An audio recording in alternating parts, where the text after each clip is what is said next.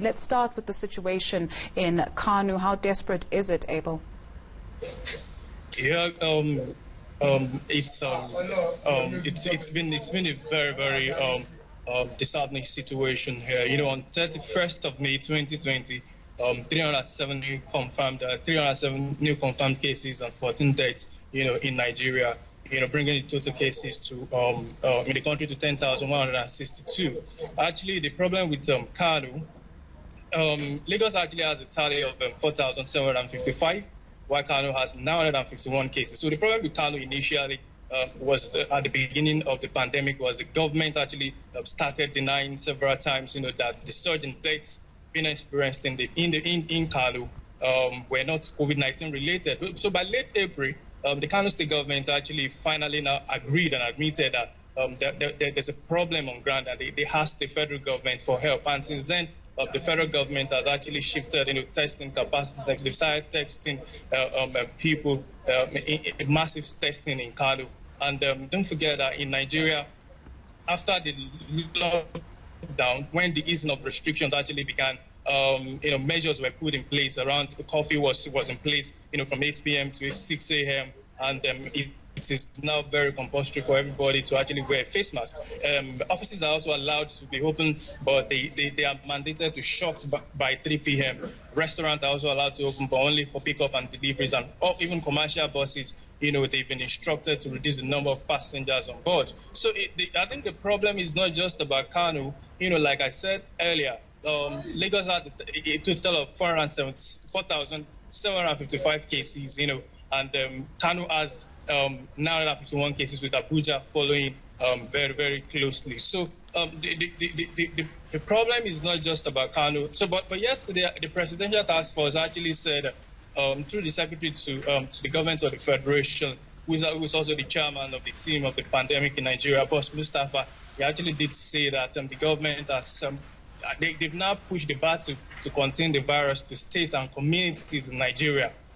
You know, according to him, he said government will now that actually means that government will provide supervision and just coordination now. You know, and also they submitted their recommendations to the president. So that is when they would know the next phase, what is to be done next. Nigeria actually has actually reached a critical stage of community transmission.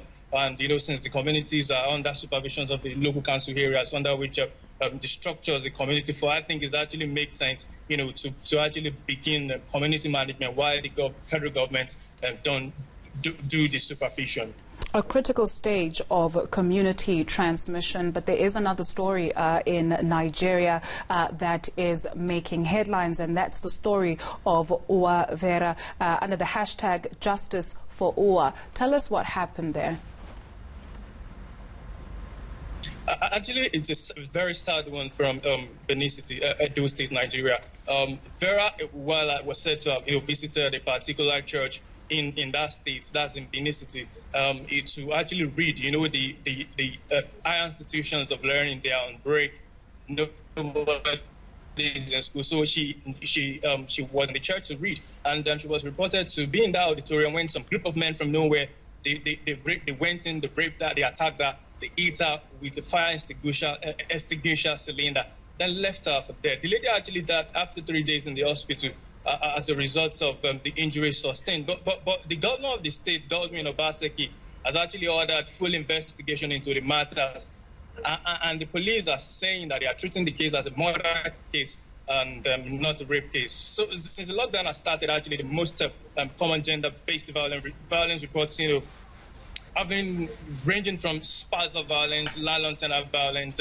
Actually, the most common acts of violence against women in Nigeria include sexual harassment, physical violence, and then the harmful traditional practices and the violence against non-combatant women in conflict situations. I think it is high time that the Nigerian government became very intentional and deliberate on the Violence Against Persons Prohibition Act of 2015, which actually prohibits female genital mutilation, harmful widowing practices, harmful traditional practices, and all forms of violence against persons in both private and public. This is actually essential because if it is not addressed, it will continue to hamper national productivity as it is occurring amongst people in the productive age who have to deal with the negative physical and psychological consequences of the virus.